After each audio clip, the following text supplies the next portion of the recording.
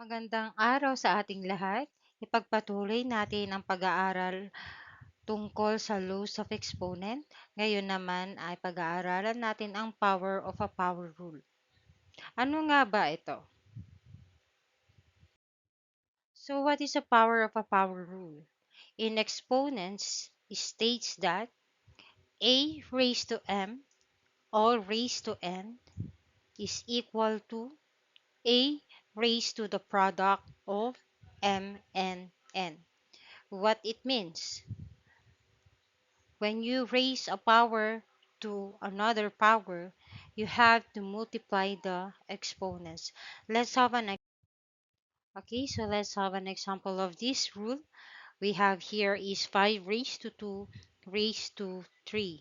It means that you have to multiply the exponents, so you will come up with 5 raised to 2 times 3. So simplifying it further, you will come up with, yes, you have to copy the base, which is 5, and then the answer for the exponent is 6.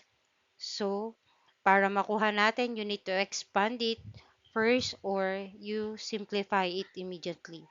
But, as I mentioned before, 5 raised to 6 means that you have to multiply 6 times yung kanyang sarili.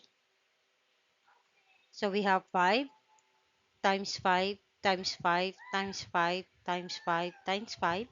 And you have to simplify it. The answer is 15,625. Let's have another example of this one. Okay, let's have another example. We have here is x raised to 2, y raised to 3, all raised to 3.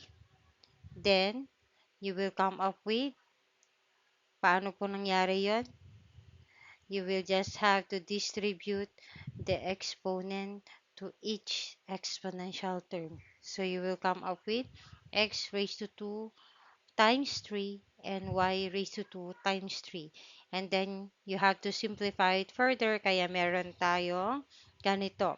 So, we have 2 times 3 is equal to 6 and 3 times 3 is equal to 9. So, our answer is x raised to 6 times y raised to 9.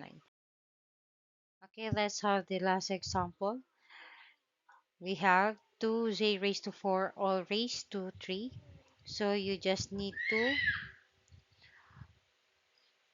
distribute the exponent to each exponential term. So you will come up with, ang ating exponent dito is 1.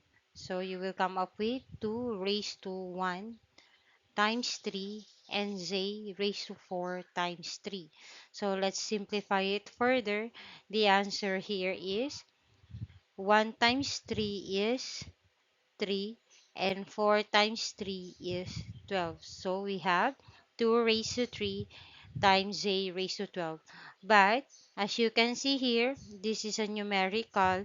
So we need to simplify it further in the meaning of it is 2 times 2 times 2, which is equal to 8. So our final answer is 8z raised to 12.